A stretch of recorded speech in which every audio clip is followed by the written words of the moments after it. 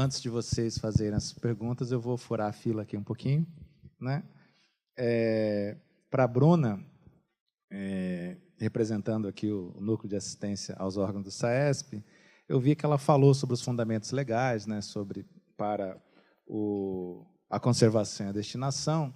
Aí eu queria que, se possível, compartilhasse com a gente alguma experiência, algum relato que a aplicação dos instrumentos de gestão tenha tido como resultado uma mudança nas práticas da conservação de documento de algum órgão que você acompanha, à exceção da saúde, é claro, porque o Marcelo já falou e já comentou. Eu queria que você compartilhasse conosco uma experiência dessa que você possa mencionar. Experiência, acho que temos várias, né? Aqui muitos estão presentes. Eu gostaria de falar, acho que exemplo claro, eu estava semana passada dando até um treinamento na Secretaria da Justiça, que eles estão implementando o SPDoc agora. Eles oficializaram a tabela de temporalidade das atividades fim em 2015. Fizemos um grande recolhimento, né, nos anos de 2014, 2015, 2016, e é uma secretaria que o arquivo dela fica no galpão, na região do Glicério. As primeiras vezes que a gente foi lá, em 2013 e 2014, era um local terrível. Gatos, ratos, várias sacolas de lixo, porque tinha cachoeira dentro do arquivo. Você via que tinha um odor muito forte, né, não só de fezes de urina de animais, né, mas tinha de bolor, de fungos, os vidros quebrados das janelas. Foi um trabalho bastante árduo, né, Sueli? Então, lá passou até algumas comissões, a gente começou a tratar com algumas... Na época, tinha outros coordenadores, a comissão de avaliação, depois entrou a Sueli, acho que em 2015... 2014? Foi quando a gente começou os recolhimentos. Então, lá a gente tinha documentos riquíssimos anteriores a 1940, até uma grande quantidade. Nós fizemos, acho que, 3, 4 recolhimentos só de documentos anteriores a 40. E não teve outro jeito, né? Fomos lá, colocamos mão na massa para exatamente auxiliá-los na higienização, né? No nosso pouco conhecimento, né? De conservação, higienização, desmetalização. Depois foi a equipe da Norma fazer essa vistoria para verificar se tinha condições dessa documentação ser recolhida para o Arquivo Público do Estado e não contaminar a nossa documentação. Então, passaram na vistoria. E aí, desde então, é um órgão que vem implementando a política de gestão, já fez algumas eliminações, e aí, em 2015, conseguimos elaborar a tabela fim, e agora já estão no sistema. Então, é uma secretaria que tem, né, que começou lá numa situação bem ruim, lá no arquivo, né, começamos a dar conta lá daquele espaço, primeiro recolher, porque era exatamente nossa preocupação era preservar a memória da secretaria, uma das secretarias mais antigas, né, da administração aqui do Estado. Depois conseguiram eliminar, porque conseguiram classificar de acordo com a tabela meio. Então fizeram uma eliminação, aí fizemos um esforço para fazer a tabela fim. Agora estão no sistema e é uma secretaria agora que vai continuar com esse trabalho, né? Trabalho permanente ali de conscientização, sensibilização dos funcionários. Que esse também, como a Norma falou, é um trabalho mais difícil, né? Trabalhar com a parte humana. Para o Marcelo, eu queria fazer uma... você queria completar? Só falar alguma coisa sobre essa questão de comida. Eu acho que numa das primeiras unidades que nós visitamos, a primeira coisa que a gente encontrou no meio do arquivo era uma mesa com bolacha, com café, com tudo, né, à disposição ali. Inclusive geladeira. Era uma copa que funcionava dentro da área de arquivo, né? Isso foi muito interessante. Mas, gradativamente, a gente tem orientado e as pessoas têm aderido aí a acabar com essa prática, né? Um outro lugar agora que eu vou pedir para incluir também em visitação são os banheiros. Eu acho que em banheiro é um lugar importante que a gente tem olhado pouco, mas eu acho que é um lugar bacana para a gente começar a ver também, né? Com relação à questão de fungo, né? Numa unidade também que nós fomos, ela tinha um galpão que era não muito grande, eu acho que era mais ou menos do tamanho dessa sala, com várias estantes, etc. E aí a gente, na visita, perguntando, o que vocês guardam aqui, né? Que documento tem guardado ali, etc. E aí tinham, acho que, 2 estantes que pegavam assim, de fora a fora no galpão. Eu falei assim, e esses documentos aqui que são? São cópias. Eu falei assim, como assim cópia? Não, esses documentos são cópias de processos que, quando o processo sai daqui do órgão, a gente tira uma cópia do processo e fica guardando a cópia do processo. Então, assim, nós tínhamos aí 1/3, a metade do local de arquivo de documentos, guardando cópia de processo. Era muito engraçado, mas também aí uma outra prática que a gente conseguiu aí tirar das nossas unidades, nessa questão de cópia. O Marcelo mencionou aqui, eu estava acompanhando, e ele citou números superlativos, né? A quantidade de subcadas, né? Acho que 204, se eu não me engano. 205, né?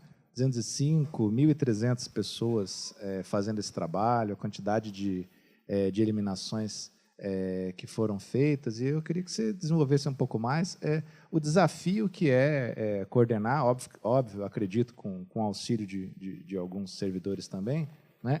O desafio que é coordenar todo esse trabalho para poder, de fato, implementar uma política de gestão documental com essa quantidade de colaboradores, muitos dos quais, né, é importante mencionar, eu acompanho as inscrições, estão até aqui presentes hoje. Olha, não foi fácil, né? Como eu coloquei para você. Num primeiro momento, né, a gente recebe o convite do chefe e atende, né, e o chamamento, né? Mas depois, assim como a Norma falou, a gente está por acaso, né? A gente está por acaso, entra no serviço por acaso, começa a lidar com determinadas situações por acaso, e só que a nossa permanência não é por acaso. A gente hoje eu acredito que eu até brigaria para não sair da comissão de avaliação documental, porque eu entendo que ela é muito importante. Não apenas, né, para a questão do dia a dia ali, de você tirar, aliás, para você emitir esse documento, você olhar para esse documento da forma que ele precisa ser olhado dentro do seu ciclo de vida, sem saber já começar a trabalhar na sua conservação, né, Norma? Você falou que eu pensei que eu nem fazia conservação, eu já faço conservação, olha só. Mas não é fácil, né?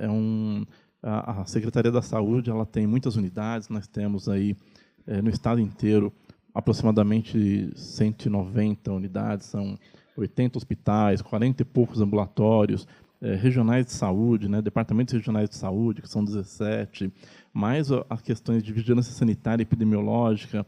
Então, tudo na Secretaria da Saúde, qualquer passo que você der dentro da Secretaria da Saúde, ele vai criar uma onda muito grande. O que nós temos feito, né? Temos tentado nos cercar dos elementos aí para poder passar para essas pessoas, né, um pouco da nossa experiência. Não sabemos tudo, recorremos muitas vezes aqui ao Arquivo do Estado, colocamos também vários desafios aqui, né? Muitas vezes, quando ligamos aqui para colocar alguma questão, o pessoal fala, poxa, faz uma fácil, né? Coloca uma pergunta fácil, porque essa está complicada.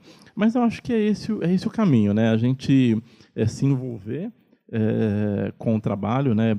Hoje, tanto a Sandra, eu, o Fernando, estamos envolvidíssimos com esse trabalho. A Sandra e o Fernando, eles atuam exclusivamente só na comissão de avaliação documental, na questão das orientações, das visitas, etc. Então, é um trabalho que a gente, quando realmente entra, a gente não quer sair mais. Dá trabalho? Dá trabalho. Não é fácil você estar lidando aí com 200 subcomissões, 1.300 pessoas. Muitas vezes, durante o dia, a gente passa a mesma orientação para 2, 3, 4, 10 unidades. Mas eu acho que é esse o caminho mesmo. É fazer com que essas diretrizes que já foram colocadas, elas venham para o dia a dia dos funcionários que estão ali na gestão desses documentos, e que tudo isso nos dê os frutos, né? Não apenas, né, de eliminação, que a gente gosta muito de falar de eliminação. Poxa, liberei esse espaço, eliminei 2.300 metros quadrados, 2.300 metros lineares de documentos. É gostoso, mas é gostoso também a gente olhar para o documento e falar, poxa, esse documento precisa ser conservado, eu preciso cuidar desse documento desde já, para que ele possa aí ser olhado pelos meus filhos, pelos meus netos e todas as pessoas que aí, talvez um dia queiram ter acesso a ele. Obrigado. Tem alguém da plateia que deseja fazer alguma questão aqui à mesa? Tá? Meu nome é Mauro, sou do setor de internação do Hospital INCOR. Trabalho há 8 anos como HCano, né? Minha pergunta vai para o Marcelo. Eu não sei se o Marcelo já passou pelo INCOR, mas há 3 anos atrás o INCOR começou a fazer o scanner, né, de toda a documentação, de todos os prontuários dos pacientes do hospital. E foi investido aqueles scanners de mesa e foi montada uma comissão dentro do INCOR para fazer essa escaneação da documentação. Existe algum tipo de subsídio que a Secretaria da Saúde delega aos hospitais do complexo das clínicas, dos institutos das clínicas, para esse tipo de trabalho? Porque há 3 anos atrás eles vinham fazendo, inclusive as APACs, a IHs vinham sendo escaneadas, mas parou. Parou. Infelizmente parou. E a gente retroagiu, voltou a estaca zero. O HC, né, de São Paulo, ele é uma autarquia de regime especial e ele tem a sua própria comissão de avaliação documental, né? Ele não está vinculado, né, a essa comissão que eu coordeno. Eu acho que a gente pode falar um pouco, né, sobre a questão do escaneamento, mas a questão de APAC e laudo de RH, a gente já conseguiu um parecer aqui no Arquivo do Estado, inclusive para a gente poder fazer a eliminação desses documentos. Então, sim, são documentos que ainda não estão na tabela fim, né, da Secretaria da Saúde, que está aí em construção, né, ela já é uma que já foi para o forno, né, está praticamente aí para, acredito que nos próximos anos. Que bom que você vai. Estava esperando você falar isso. Acho que é um trabalho que não termina, né? A tabela fim da Secretaria da Saúde já está em construção há algum tempo, mas a gente está no estágio bem adiantado.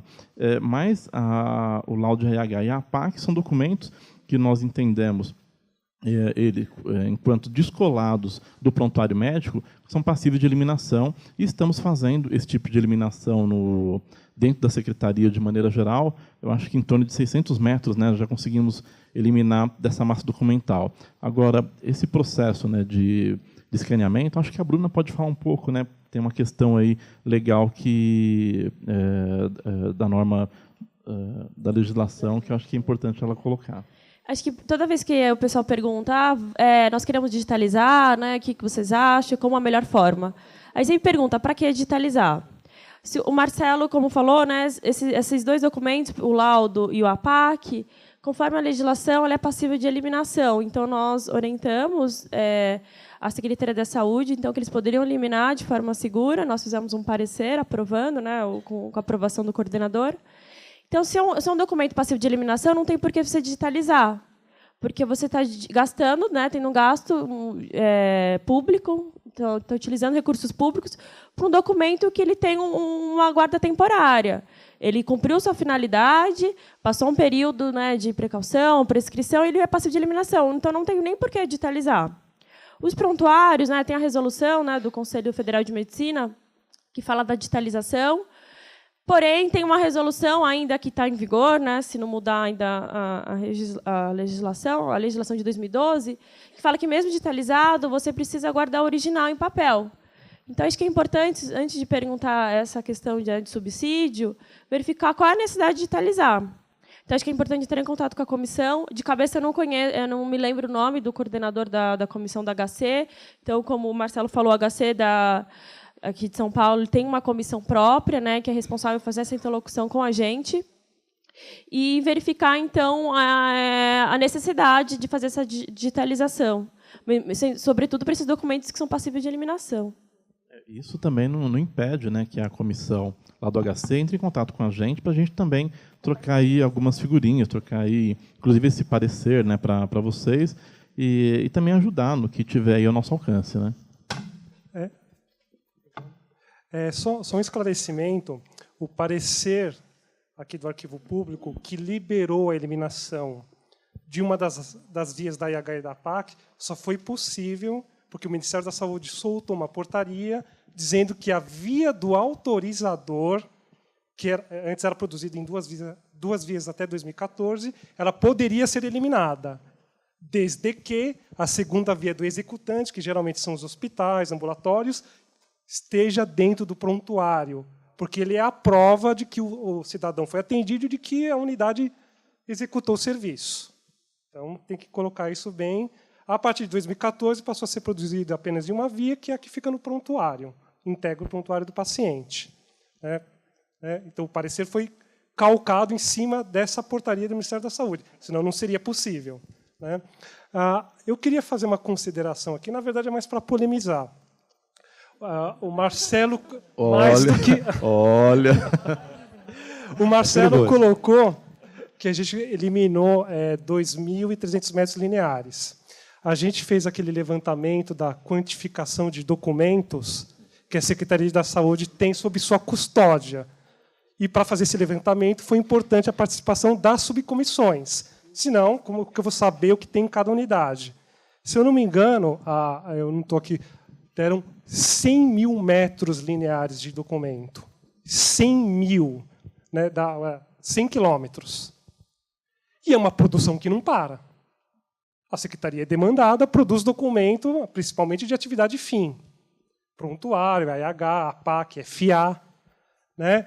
Diante do que foi colocado aqui, e alguns servidores já perceberam, né? A legislação é muito nova, o tema é muito novo, o encaminhamento é novo. Alguns deles perceberam. Nossa, nós que estamos aqui agora, herdamos essa massa documental acumulada e agora a gente vai ter que dar conta. Como que fica isso? Tá posto o desafio para nós. Eu tenho feito algumas provocações, né, nessa questão de documento de guarda permanente. Né? Assim que saiu um decreto, não lembro bem agora. Não, acho que foi 2014. Foi. 60.145 de 2014. Assim que saiu esse decreto, eu olhei e eu falei assim, poxa, resolvidos metade dos meus problemas, né? Vou mandar tudo para o arquivo do Estado, documentação de guarda permanente, etc. E aí começamos a fazer um levantamento apenas de um tipo documental que nós tínhamos na Secretaria da Saúde, que era bastante volumoso, que eram os convênios. Né? Temos convênios assim que dá só convênio e prestação de contas de convênio, que são documentos de guarda permanente, nós conseguiríamos encher 2 andares dos 5 que tem aqui no Arquivo do Estado para receber documentação do Estado inteiro.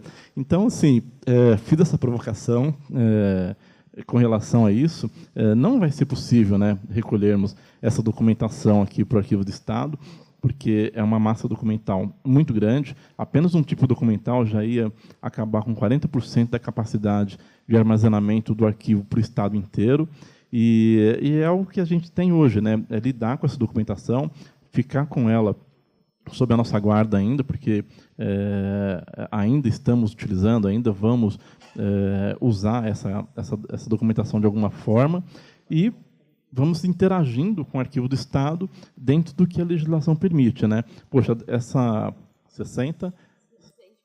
145 determinou que fizéssemos o recolhimento dessa massa documental. Ele deu aí, se não me engano, à época, algumas etapas. Né?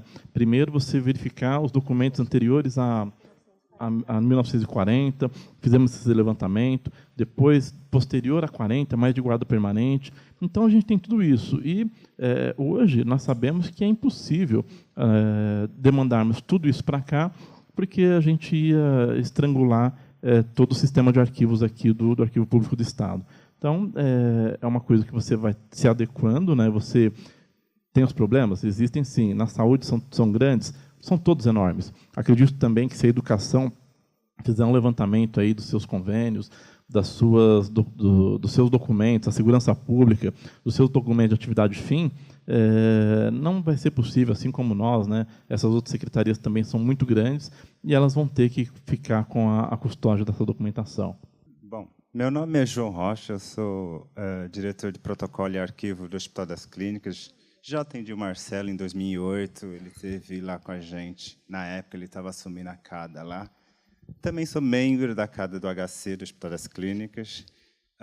Quanto à pergunta do Mauro, lá do INCOR, eu queria direcionar ele para ele procurar o Jackson, que é o coordenador da CADA no HC e também membro da CAIP. Ele que cuida dessa documentação do HC. Inclusive, essa parte de prontuário eletrônico, ele que está encabeçando todo esse projeto. E se ele precisar de mais alguma orientação, ele pode nos procurar.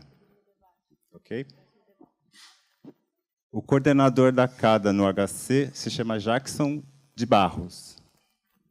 Bom dia, meu nome é Silvia Maria Costa, eu sou da Secretaria da CADA, da Secretaria da Segurança Pública.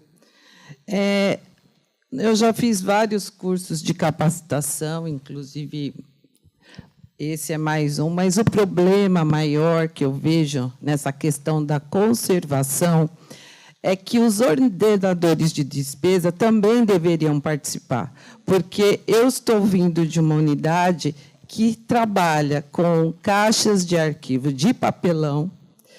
É difícil mudar essa cultura do grampo, do clipe metálico, porque até nas nossas bolsa eletrônica de compras, esses materiais que são os preços menores.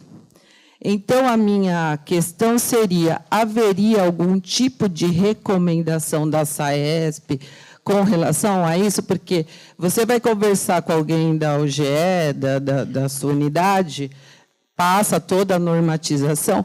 Não, mas aqui nós usamos esse material. Eu furo o dedo todo dia. Que eu manuseio arquivo, eu furo o dedo todo dia. Eu vim de uma unidade que eu eliminei 476 caixas e furei todos os meus dedos. Mas, se a finanças, os órgãos de finanças das secretarias não mudarem, não se conscientizarem disso, fica muito difícil essa conservação. A gente já procura manter os ambientes mais arejados, iluminados, evitar essa coisa da comida. Mas, com relação aos objetos metálicos, é uma coisa ainda que está difícil de ser difundida. Então, desculpa, Nora, você ia falar? Assim, esse realmente é uma questão bem complicada, né? Quando a gente não consegue sensibilizar os nossos dirigentes, fica difícil de trabalhar. Só que no momento da compra, o que a gente tenta orientar? No momento da compra, você consegue especificar aquilo que você quer. Então, na BEC, pelos códigos, você consegue localizar os clipes plásticos, os Romeu e Julietas plásticos, as caixas de polionda que a gente recomenda. Então, a gente tem esses códigos da BEC. Então, sempre, desde a época do PGDI, né, que o Marcelo falou, em 2011, que a gente estava nas secretarias, a gente tem, então, essa listagem de números que, na hora de comprar, vai pelo número da BEC, e não de acordo com a descrição, né? Porque, realmente, a descrição ele vai colocar clips metálico, mas com o número da BEC vai direto no objeto mais adequado. Claro, claro. Na verdade, a gente tinha até uma ideia do coordenador que está ali, né? Da gente fazer um ofício para o gabinete, que seria até mais interessante, fazer um ofício para o gabinete com essa numeração. Mas a gente passa, assim. Essa questão da material para uso de guarda ou do corrente, que são clipes, etc., outros materiais, quando você entra no campo da conservação, existe a possibilidade, é o que nós estamos tentando fazer aqui, de descrever exatamente o material que eu quero. Então, muitas vezes, você compra a caixa poliondas, e já aconteceu aqui, inclusive, onde você descreve caixa, poliondas, a dimensão, etc. e tal, de 300 gramas, ou de 700 de gramatura. Isso tem que estar constando na BEC. Eu, olhando de fora, eu que vim de fora, que estou entrando num órgão de governo, eu acho que é um movimento que nós temos que fazer. Descrever o que nós queremos, bem específico, não precisa dar nome, mas eu vejo que, quando se compra a caixa poliondas, ela vem sem especificação. Aí, aqui, começamos a dizer, não, para esse material, eu quero poliondas 700 gramas. E foi comprado como 700. E chegou como 250. Então, aonde está, eu acho, olhando de fora, não conheço o mundo inteiro do governo, mas eu acho que dentro da BEC, para mim, ele é um pesadelo. Mas, se nós soubermos descrever o que nós queremos, não tem como fugir e tenha quem estiver para oferecer esse produto. Muitas vezes, o material que eu quero tem um fornecedor só. E aí eu faço o quê? Eu mudo para pior ou eu tenho que encontrar um meio de comprar aquilo que realmente eu preciso? Então, descrever tecnicamente exatamente o que eu quero. Eu acho que esse é o caminho. O clips, seja falando em conservação, o de metal comum, ele oxida, o de plástico não serve para nada, ele não segura absolutamente nada e ele descora em cima do papel. Mas existe uma descrição de um clips de aço inox, que nós temos que descrever direitinho, já que eu não tenho outra coisa para usar, não é? Não descobri ainda outra, eu vou descrever algo que me cause problemas menores. Se eu não conseguir isso, ainda eu vou ver uma outra forma de usar o clips de metal comum, mas protegendo o meu documento. Então, tudo isso está dentro da conservação preventiva.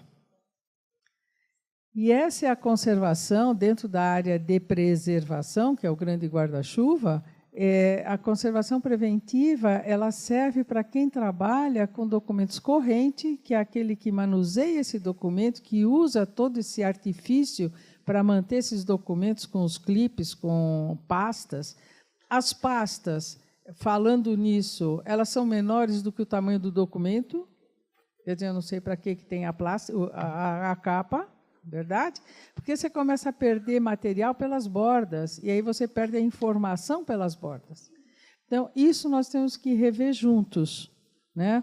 O Departamento de Preservação aqui está trabalhando em cima disso com a colaboração de vocês, porque são vocês que usam. E a gente vai definir o que colocar na BEC para não comprar coisa que, na verdade, não vai servir para nada. Você tem toda a razão. Oi, bom dia. Meu nome é Gildênia, eu sou da CADA do Ambulatório Médico de Especialidade de Itapevi. Eu vou fazer 2 perguntas, mas eu queria aproveitar para falar desse assunto de grampo. Lá onde a gente está fazendo a nossa conservação de documentos, a gente está utilizando um grampeador sem grampo. Ele grampeia até 5 folhas e ele faz o mesmo furo de um grampeador comum. Então, ele está sendo muito útil para a gente. Agora, referente às minhas perguntas, tem uma pergunta aqui referente a procedimentos. Na tabela de temporalidade, tem o tempo de guarda de procedimentos, protocolos, enfim, todos os documentos das nossas atividades. A minha pergunta é, a gente armazena todos os nossos documentos em sistema, só que ele não tem assinatura eletrônica e a gente também não faz a impressão de assinatura deles. A aprovação do documento, no caso, é via sistema somente. Minha pergunta é, eu teria que imprimir todos esses documentos para armazená-lo conforme a tabela para assinatura? Qual série documental, por exemplo? Tem procedimentos, protocolos, instruções? Então, porque você me falando, ainda não consegui visualizar nenhum documento de arquivo, né? Então, por exemplo, uma instrução normativa, uma resolução é uma cópia. O documento mesmo é o processo de elaboração do ato normativo, que foi assinado, que foi aprovado, que tramitou. Então, esses procedimentos que estão na tabela não têm a ver com a realização das nossas atividades. Então, eu não consigo enxergar que documento você está se referindo. Qual série documental específico? Agora eu não vou lembrar. Também, porque é tão grande o plano. Também não estou conseguindo, mas são documentos que são originados já na forma digital. E ele não tem tramitação em papel. Isso. Mas não tem assinatura, não tem aprovação de ninguém? Não, ele fica só em sistema. É que sem certificação digital ele acaba não tendo valor, né? Nem legal. Então, porque são muitos documentos. É todas as atividades que a gente realiza no assistencial ou no administrativo são rotinas, né? Então, muitas vezes é que não são documento de arquivo. São simplesmente textos, como se fosse um Word simples, uma minuta. Ainda não se transforma ainda em documento. Ainda ele não tem peso legal, não tem peso jurídico, não tem peso técnico. Então, muitas vezes ele não é um documento. Não sei se é o caso, né? Esses documentos, você falou que eles são assistenciais. Eles já fazem parte do prontuário eletrônico? Sim. Tem documentos que fazem. Aí é o prontuário eletrônico, ou o prontuário em si, é o prontuário do paciente. E tem também. Eu acho que precisaria fazer uma visita lá para tentar separar, né? A questão, se for de prontuário, documento de prontuário, ainda não temos a tabela fim que estabelece aí a vida desses documentos.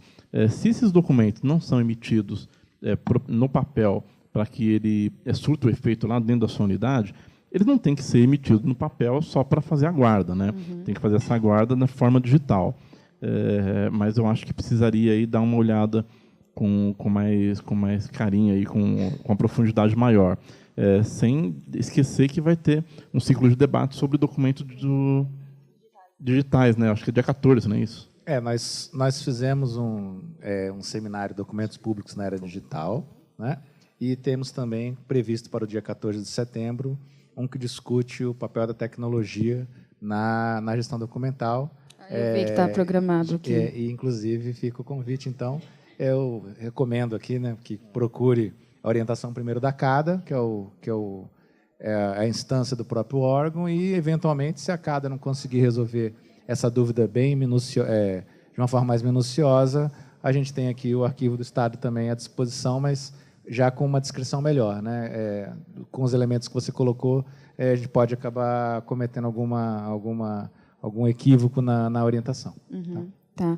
Só mais uma pergunta. Referente aos documentos que ele tem lá no plano, que o prazo mínimo é 1, 2, esses é tempo curto. Mesmo esses documentos, eu tenho que chamar o pessoal do arquivo público para fazer a eliminação? Ou a gente mesmo lá pode fazer a eliminação? Não, você vai relacionar toda essa documentação para fazer a eliminação.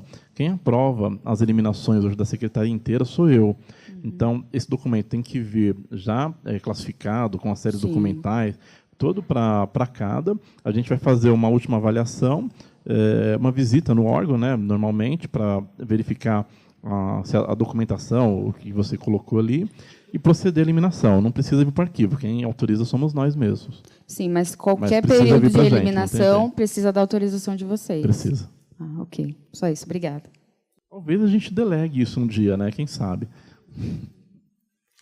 Bem, meu nome é Vinícius, eu sou da Secretaria da Agricultura, da CAT, Regional de General Salgado, e voltando ao ensejo da questão dos materiais utilizados para melhor conservação dos documentos, então seria muito bom realmente que fosse repassado esses itens, né, para as CADAs de cada secretaria, e que esses itens depois eles fossem repassados para a gente. E com respeito ao que a norma comentou, né, de se procurar materiais, realmente itens BEC, que fossem realmente adequados para fazer essa conservação, porque realmente a BEC muitas vezes se torna um pesadelo, não apenas para itens, para conservação de documentos, mas também outros itens que nós precisamos adquirir. Nesse ponto, você tem toda a razão, porque a conservação preventiva ela exige de você um conhecimento sobre os danos do papel. O que faz mal para esse papel? No nosso caso, é o papel. Pesadelo você vai ter na conservação do digital. Aí você vai ver o que é complicado. O papel, ele é um santo. Se você parar na preservação da informação registrada em cima dele, né? Então, você trata do papel porque ele é o suporte da informação. O digital, eu não sei como é que será, não vai ser na nossa área. Mas, quando você fala em conservação preventiva, é exatamente o dano no papel. É esse o nosso caso. Então, no caso dos materiais metálicos, pastas que são menores do que os documentos, pastas que têm tingimento, que passa essa tinta para o documento, significa que você está guardando o seu documento num lugar totalmente impróprio. É o material que está fazendo dano para ele. Então, essa área de conservação preventiva na área de acondicionamento e guarda, caixas, pastas, elas têm que ser muito bem pensadas. E pensando em arquivos, documentos públicos, vocês têm documentos padrão, tamanho padrão. Então, não é tão difícil de se estabelecer, o Arquivo do Estado, eu acho que tem essa força, junto com todos vocês, de estabelecer dimensão, tipo de material a ser utilizado, especificamente para a guarda de documentos, para armazenamento. Bom dia. Meu nome é Antiógenes, eu sou da Agricultura, sou executivo público do Escritório de Defesa Agropecuária de São Paulo. Tentei gerar aqui uma linha de raciocínio, voltando à questão dos materiais utilizados nos documentos, né? A Bruna falou que é um dever do Estado a preservação e a conservação do patrimônio público, histórico, cultural, né? Então, a preservação dos documentos, das obras, tudo. Considerando que nós somos longamanos do Estado, servidores públicos, a questão que eu coloco aqui é que se há na legislação, eu não conheço muito da legislação ainda, né, a respeito da conservação e preservação, se há na legislação algum dispositivo que fale quais materiais que deverão ser utilizados nos documentos, que poderia gerar uma obrigatoriedade para que eles sejam utilizados. Né, como exemplo que a colega deu, que utiliza bastante materiais metálicos. Então, a partir do momento que tenha na legislação a forma e que materiais a serem utilizados, eu acho que geraria uma obrigatoriedade para os servidores públicos, né, quanto longamanos do Estado. Seria essa a questão em pauta. Bruna? Acho que a única que especifica que não tanto nesse nível, né, de qual material, é a Instrução Normativa número 2 do Arquivo Público do Estado, de 2010, fala das caixas poliondas, fala de evitar de usar material metálico no documento, mas não traz, né, não especifica tanto, né, não vai detalhar esse ponto. Realmente é mais uma orientação nossa, assim, com especialista. Então, a ideia é a gente tentar, se possível, alterar a BEC, tentar mexer na descrição lá, porque os servidores têm pessoas que conseguem, né, mexer na BEC, e depois a gente passar como orientação mesmo, mas não tem, então, uma obrigação, né, em legislação. Dentro desse tema, existem já países que têm esse manual, né? Qual é o tipo de papel da pasta, qual é a especificação de cada material que eu uso para a guarda do documento. Falta-nos fazer isso aqui. Eu acredito que, dentro do que o Arquivo do Estado hoje está desenvolvendo, vai existir uma política de preservação dentro do plano diretor do Arquivo do Estado. E a equipe de política de preservação está pensando em colocar, isso é uma política, na verdade, nós vamos ter que batalhar nisso, para definir os materiais que nós usamos para guarda. Uma vez que, conhecendo agora o que é o documento de Estado, eles têm dimensões adequadas, já definidas. Então, é mais fácil, junto com as empresas que fabricam, principalmente o papel, quem faz a pasta do papel, né, o papel da pasta, que seja definido uma qualidade de papel adequado, porque as pastas são de um material qualquer, não é um material de qualidade arquivística, que a gente chama. Qualidade arquivística são materiais inertes 100%. Nós não temos ainda esse top. Mas, devagar, olhando, conhecendo hoje como funciona a compra pelo mercado, que ele não atende à preservação, ele atende qualquer outra coisa, mas a preservação não está em pauta. Então, é nesse caminho que a gente vai tentar chegar no que você está falando. Mas é um começo. Para você ver também, né? É tudo uma questão de mudança de hábito, né?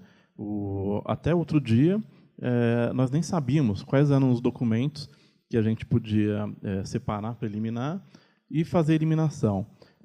Ou guardar, fazer eliminar, separar para eliminar, ou fazer a guarda permanente desse documento, né? Hoje nós já sabemos isso. Hoje nós temos já consciência de que devemos dar tratamento diferenciado para determinados documentos. Então, claro que você utilizar um material mais específico, que não vai degradar o documento, etc., vai custar mais caro? Vai. Mas onde que eu vou usar esse material? Eu vou utilizar esse material numa relação de remessa, por exemplo, que é um documento que em 1 ano, 1 ano e meio, 2 anos, a gente está eliminando. Eu acho que a gente vai ter que, sim, fazer uma reflexão muito grande e qual tipo de bazuca que a gente vai utilizar para matar a formiga, né? Temos, sim, vamos gastar mais? Vamos, mas vamos gastar mais na preservação do documento que precisa ser preservado, nos materiais que vamos utilizar para preservar os documentos que realmente precisam ser preservados. Agora, um documento que a gente sabe que amanhã depois ele vai ser eliminado, por que eu vou utilizar tanto recurso, tanto recurso humano, material, dinheiro nesse documento, sendo que daqui a pouco eu vou eliminá-lo? Então, talvez a gente precise fazer essa reflexão também. Qual que é o esforço que nós vamos colocar em cima de qual documentação? Né? Porque aí também estaremos economizando dinheiro, né? Economizando dinheiro, utilizando materiais que não são tão caros, tão sofisticados, nos documentos que não carecem, né, dessa guarda permanente, e olhando para outra documentação, né, eu acho que aí vem a importância de você fazer uma gestão documental bastante apropriada, para na hora que aquele documento nascer, eu já falo assim, não, esse documento aqui, eu preciso tratar ele de forma diferenciada. Esse é um bebê especial, e para esse bebê especial eu preciso dar um tratamento diferenciado especial. É por aí mesmo. É essa a questão. Começar pelos que são permanentes mesmo. O corrente não é o caso, mas a tua preocupação é o permanente, pelo que eu entendi. A que fez a pergunta.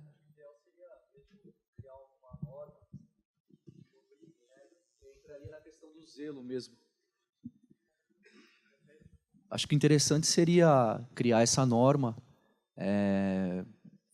pegar multidisciplinar, né? Pegar vários profissionais, como químicos, entre outros, né? Para poder fazer a normatização, dispositivos que coloquem o material que seja obrigatório utilizar. Entraria na questão também do zelo ao patrimônio público. Então, quem não utilizasse isso poderia até responder, né? Responsabilidade. Então, acho que seria interessante pensar nisso futuramente, né? Tá certo. Bom dia, meu nome é Sueli, sou da Secretaria da Justiça. E, na verdade, tem 2 questões. Tá? Uma foi em relação à preservação documental. A Secretaria fez um trabalho de levantar todos os memoriais descritivos da necessidade de preservação melhor de documentos. Fizemos todos os memoriais, viemos até aqui, trabalhamos juntos. Porém, quando você precisou adquirir esse material um pouco diferenciado, a BEC não permite. Mesmo que você cadastre esse material, Qual foi a resposta? Não há demanda. Não há demanda por quê? Porque eles colocam um material específico e nós não temos o conhecimento. Nós, na verdade, estamos aprendendo no dia a dia, né? Então, foi uma coisa que eu sugeri para a norma, de repente, fazer acredito que já estão fazendo isso, né? Um estudo do material adequado e distribuir para os órgãos solicitarem, porque aí sim vai ter demanda. E não é uma questão apenas de conservação documental, é uma questão de segurança do funcionário também. Como ela disse, a gente está manuseando coisas com metais, coisas que são... Exatamente. Acaba manipulando, às vezes, com caixas que cortam, né? Então, é assim, a gestão documental vem aí contribuir com a qualidade de vida do servidor também. Porque não tem coisa mais desagradável você pegar um documento poluído, cheio de poeira, vai fazer mal à saúde, né? Isso é fato.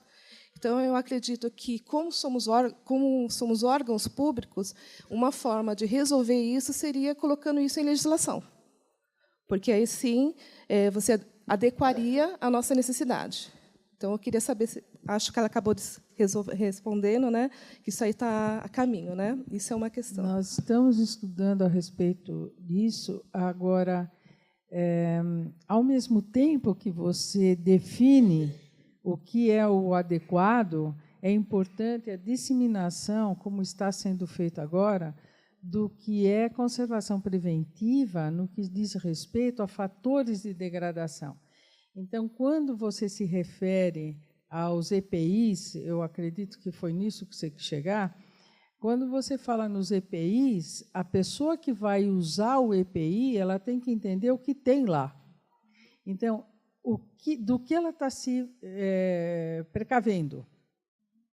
As máscaras, como você falou, vários tipos existem, mas se quem estiver manipulando não entende muito de conservação preventiva, os teus inimigos eles são invisíveis. Eu preciso entender que eles estão lá, entendeu?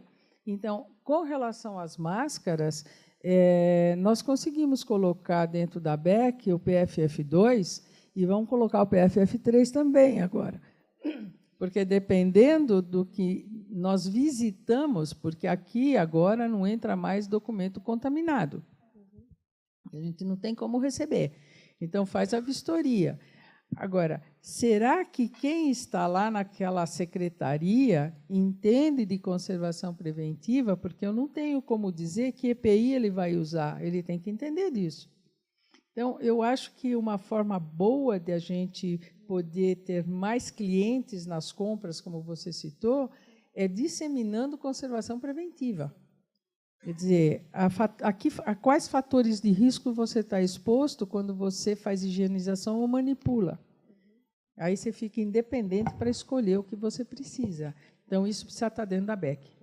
Isso foi incluso também no documento corrente, por exemplo, capa de documentos, caixa de polionda. Como você disse, caixa de polionda ela não vem com a especificação. Então, quem está recebendo sabe fazer o teste de gramatura? Tenho certeza que, acredito que 90% não sabe. Quando eu solicitei a caixa, teve 3 concorrentes que foram eliminados, porque não era a gramatura correspondente.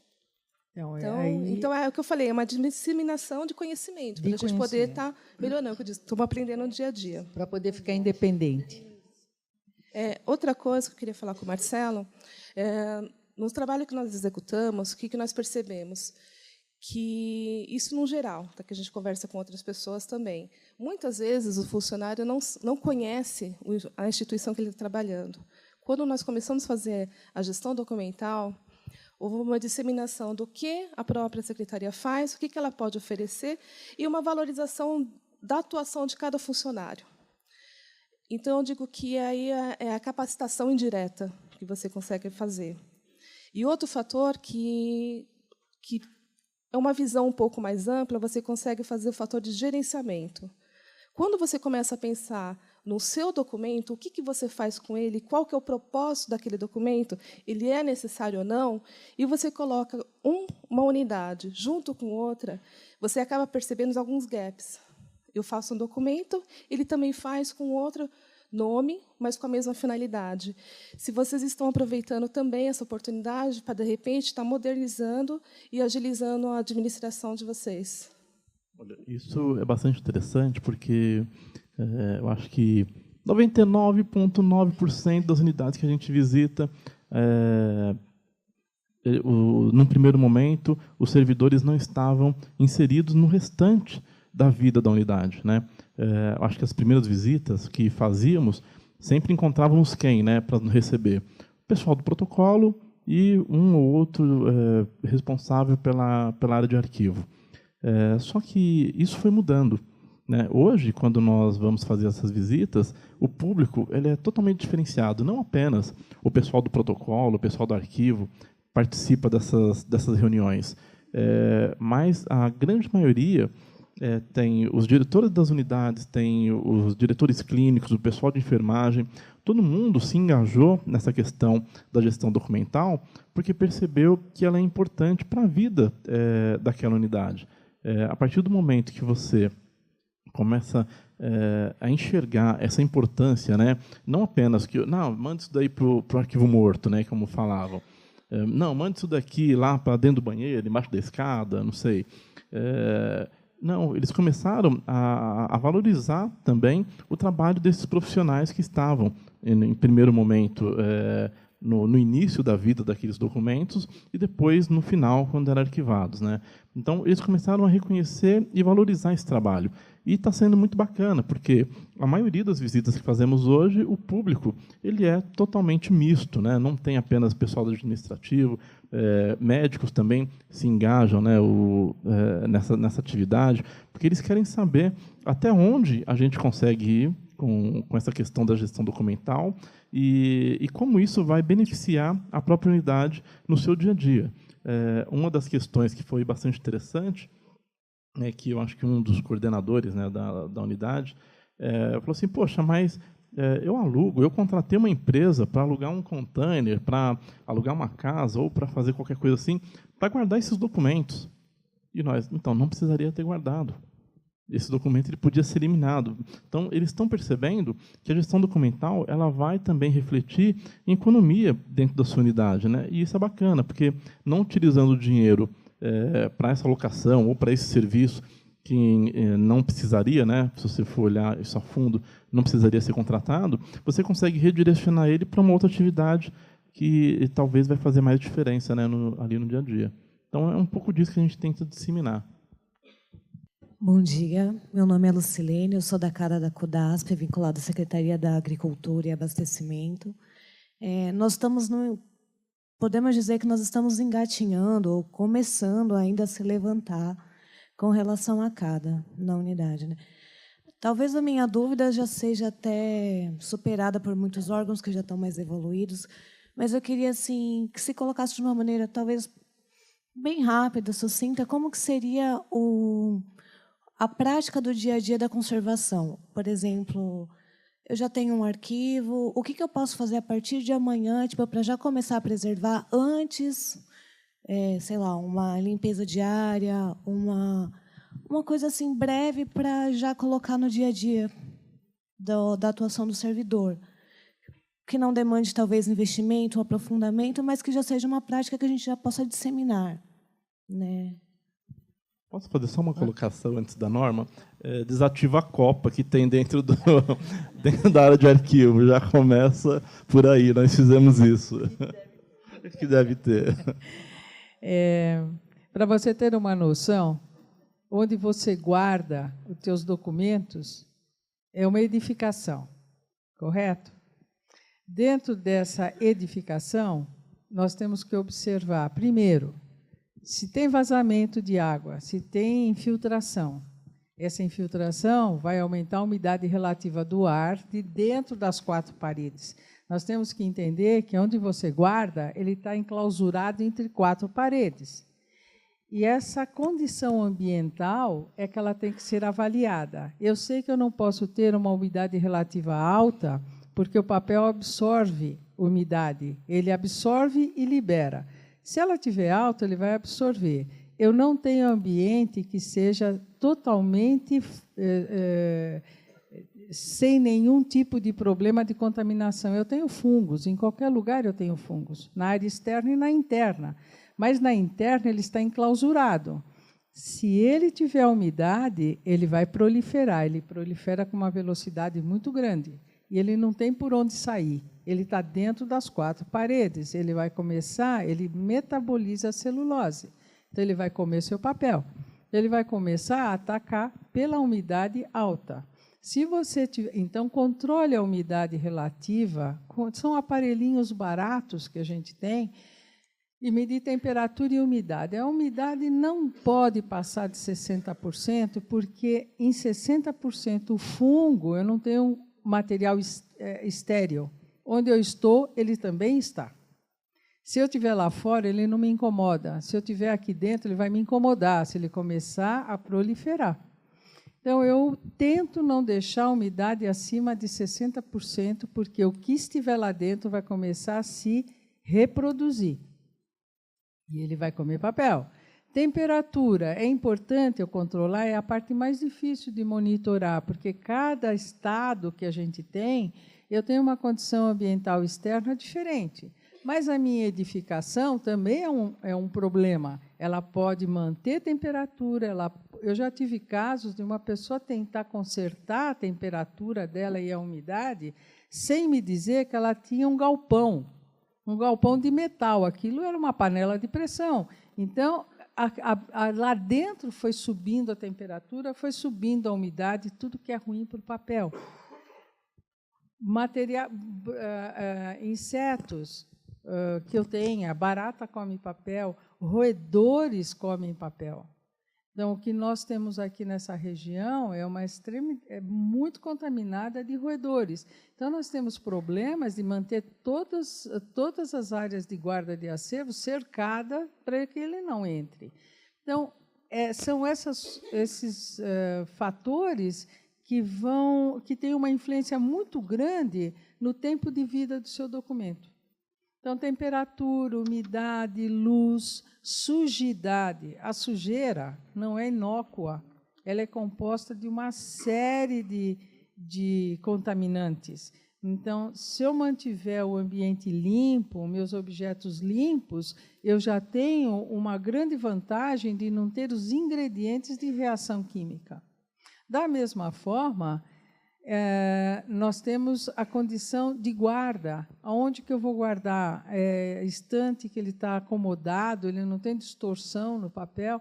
Então, há controle bem simples, que qualquer um pode fazer, é partindo por aí. Manter temperatura, manter limpeza, não deixar a umidade entrar, ou manter essa umidade com ventilação, de alguma forma.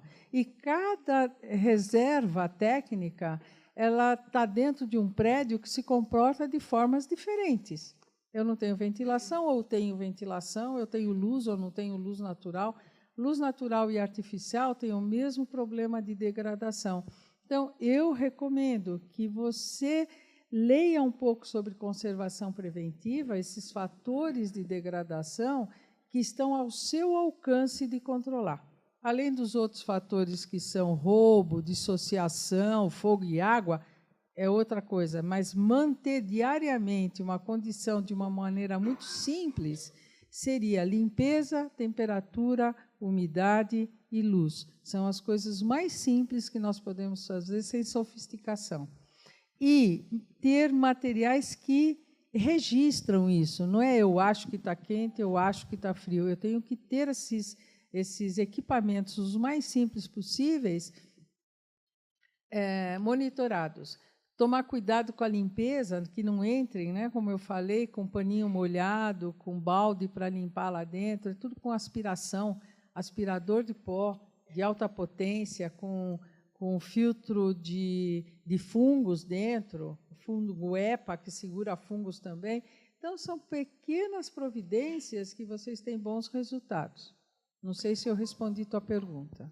Acho que eu só queria complementar que eu conheço a Codasp, realmente ela está iniciando também na implementação da gestão documental, nunca realizou nenhuma eliminação, ainda não iniciou a elaboração da tabela de temporalidade das atividades fim, Então, realmente, acho que um outro...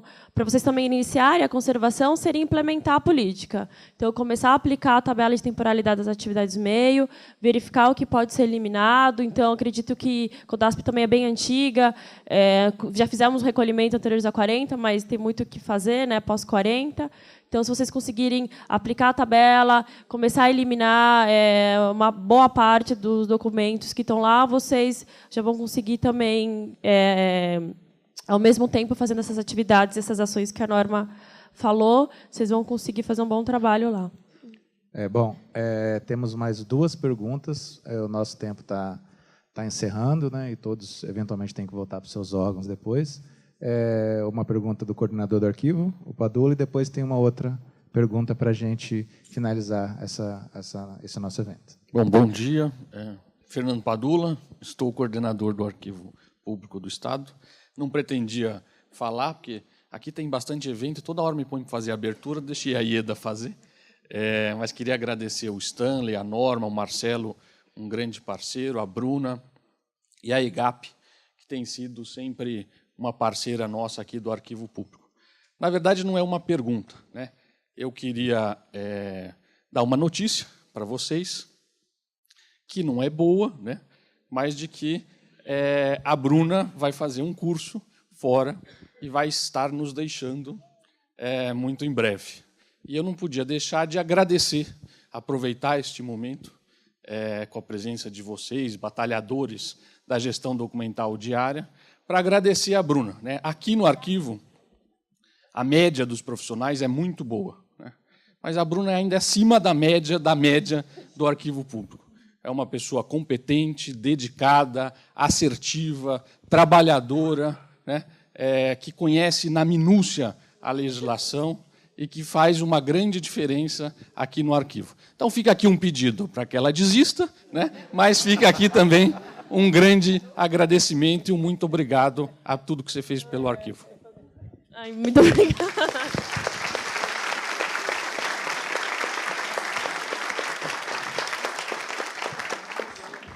Muito obrigada, Padula, não esperava. E eu não vou falar nada, senão eu vou chorar. Só fala assim, desistir. Temos ainda uma última pergunta. Bom dia. Meu nome é Cida Reis, eu trabalho no Centro Paula Souza. O Centro Paula Souza é o órgão que coordena as ETECs e as FATECs, né? Então, eu sou membro da CADA e também sou diretora de serviço que tem sobre a nossa direção a seção de protocolo e arquivo. Então, assim, na verdade, não é uma pergunta que eu vou fazer, só vou colocar um procedimento que a gente fez lá. Como membro da CADA, o que eu fiz?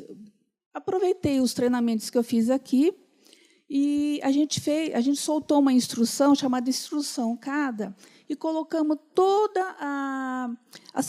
os cuidados, né, que a gente tem que tomar, tem que ter com os documentos, né, de arquivo. Até eu não lembro, alguém dali, daquele cantinho, falou alguma coisa assim que seria bom ter uma instrução para os dirigentes desse órgão ter noção de como a gente tem que realmente cuidar dos documentos, comprar, que nem a caixa arquivo, que a moça falou, que é de papelão, a nossa é de polionda, tal. Então, a gente fez uma instrução e eu passei para todas as unidades de ensino, porque as unidades de ensino, o pessoal me liga e fala assim, Cida, olha, a gente tem um banheiro, a história do banheiro que a Bruna falou, a gente tem um banheiro aqui que está cheio, abarrotado de documentos, e tem um cano em cima, tal, e aí eu fico preocupada. E eles perguntam do tempo de eliminação, se pode jogar. Eu falei, não, espera aí, não é assim. É a comissão que tem que fazer isso. Mas eu procurei orientá-los para que eles, enquanto a comissão não vai até o local, até porque a gente ainda está construindo a tabela de temporalidade da atividade fim, né, porque a maioria das escolas, os documentos são da parte acadêmica, a gente passou essa instrução explicando o tipo de documento, onde tem que guardar, tipo de material que tem que utilizar. E, inclusive, eu até roubei lá um slide aí do Arquivo de Estado, de um treinamento que a gente fez, que cita o cuidar, tem uma lei que fala que se a gente perde um documento, principalmente que é de guarda permanente, 6 meses de prisão, né? Tem até um slide que tem uma como fala, é uma algema, né? Então eu mandei para eles. Então eles ligam e falam assim, ó, aguenta as pontas aí que logo a tabela sai, mas vão cuidando dos documentos.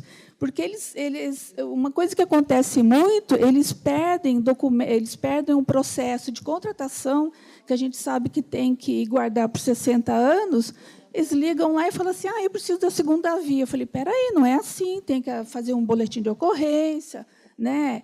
Tem todo um cuidado com o documento. Então, a gente soltou essa instrução, né? Aproveitei o treinamento daqui.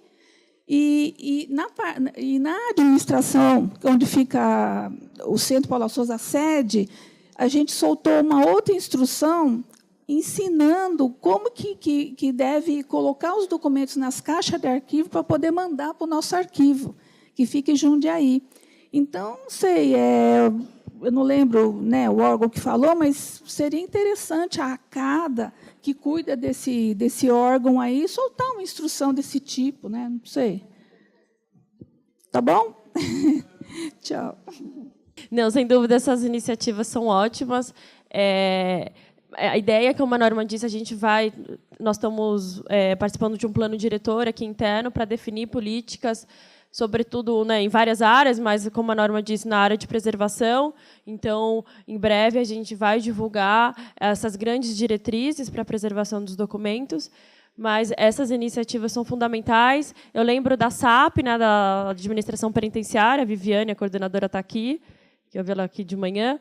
Ela também fizeram uma resolução, publicaram uma resolução de como é que deveria ser, por exemplo, o prontuário do preso, e até como deveria ser a capa, como deve ser preservado, que podia ser impresso em frente e verso. Então, fazendo, acho que essas instruções, essas normativas internas, muitas vezes acaba sendo mais eficiente do que quando a gente faz os nossos decretos. Porque acho que muitas vezes os decretos que não alcançam, então, fazem esses atos normativos e acabam sendo mais eficazes para os agentes públicos dos órgãos. Então, é até bom, depois eu vou conversar com você ou com o Eduardo Pimenta para verificar qual que é essa instrução, porque essa eu não conhecia.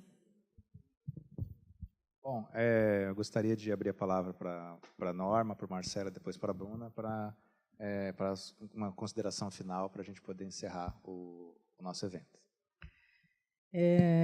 Eu considero esse encontro aqui de extrema importância dentro da área onde eu atuo, que é a conservação preventiva. E vejo que o interesse de vocês é grande e concordo que existe falta de informação, não tem veículo de informação, por isso que o Arquivo do Estado está se dispondo a fazer toda essa capacitação, divulgação, orientação sobre a conservação preventiva, porque é a partir daí que nós vamos ter os resultados com menos sacrifício, com menos custos e sem consequências de perda dos documentos. Então, muitas vezes, a perda de documentos, ou que nós não recolhemos os documentos que nos vêm, é por falta de orientação. Então, não é por relaxo, não é por menosprezo, mas por falta de orientação. Então, aqui eu agradeço a presença de vocês e me coloco à disposição, junto ao SAESP, para qualquer tipo de orientação que tenha necessidade de parte de vocês. Obrigada. Acho que aí uma consideração importante que eu acho que vocês devem levar, né, para as suas secretarias, não a da saúde, né, que da saúde a gente já está cuidando disso lá em casa, né, Fernanda, Sandra, mas de maneira geral, até mesmo para o Padula, né, na minha experiência enquanto coordenador da CADA, o que fez bastante diferença nos trabalhos que a gente executava ali foi na hora que nós colocamos uma equipe dedicada exclusivamente para as questões da CADA. Eu acho que isso fez toda a diferença. Esse foi o diferencial, foi o trampolim que a gente precisava para chegar onde nós chegamos hoje. de 2008, quando eu entrei, até 2012, 2013, aí, que eu estava solo nessa questão da CADA, engatinhamos, mas engatinhamos assim, amarrados. Não conseguíamos, tínhamos muitas ideias, sabíamos o caminho que precisávamos percorrer, mas não tínhamos vazão para tudo aquilo, para fazer essas coisas acontecerem. Porque, com o ingresso da Sandra e do Fernando, que estão aqui também, são meus dois braços direitos nessa questão, conseguimos fazer com que essas diretrizes, né, daqui do Arquivo do Estado e aquilo que nós pensávamos ali dentro da Secretaria da Saúde, ganhassem corpo, ganhassem forma e ganhasse também a rua, né, porque eles foram para a rua, fizeram todas essas visitas, treinamentos, e envolveu as subcomissões, né, a CADA e as subcomissões da CADA de uma maneira que não tem mais volta. Hoje, se tivesse que dar algum conselho, né, para as CADAs que estão iniciando, né, tem algumas pessoas que estão iniciando, não necessariamente o coordenador ficar full-time nisso. Né, eu não consigo ficar apenas nisso. Né, também sou do SIC, agora sou classificador, então tem algumas outras coisas aí. Mas que tenha uma equipe, sim, dedicada exclusivamente a essas questões da gestão documental, porque isso vai fazer aí o grande diferencial nas atividades que vocês vão desenvolver. Eu acho que é esse o recado. Obrigado aí pela oportunidade, Stanley, Padula, Bruna, e sempre às ordens aí, porque for preciso. São apenas, de 89 comissões, apenas 3 comissões que nós temos conhecimento que têm pessoas exclusivas na comissão e realmente faz toda a diferença. Uma delas é o DETRAN, que é o órgão que mais elimina no estado de São Paulo. Então, acho que realmente, se não tivesse uma pessoa nisso, não ia conseguir, né, promover a gestão documental no nível que o DETRAN, mesmo porque é um dos órgãos que mais produz documento, né, em papel hoje. E realmente alcançar toda a Secretaria da Saúde realmente não deve ser um trabalho fácil. E realmente, eu, além de, não falei só de conservação, mas acho que o papel, acho que o grande início aqui de nós, agentes públicos, é implementar a gestão documental, é a gente conseguir aplicar os instrumentos no nosso dia a dia, ter essa preocupação maior com a documentação, porque é uma forma da gente preservar a nossa memória institucional e, sobretudo, garantir o direito constitucional de acesso às informações públicas, também já definida na Constituição e na legislação. Eu agradeço também a presença de todos, eu vejo as comissões como grandes parceiros, grandes colegas, né? Aprendi muito com todas as reuniões, treinamentos que eu participei, e agradeço, né, o coordenador, o Padula, a Ieda, todos aqui da mesa, né, Marcelo, Norma, Stanley, e obrigado e que vocês tenham um ótimo dia hoje. Bom, eu gostaria de agradecer a presença de todos que compareceram ao evento, ao Padula por ter prestigiado, a Ieda pela abertura que ela fez, a Norma, ao Marcelo, a Bruna, aos técnicos da EGAP, e nos vemos dia 14, tá? Encerramos aqui o nosso evento, dia 14 de setembro eu conto com a presença de vocês, tá? Muito obrigado a todos.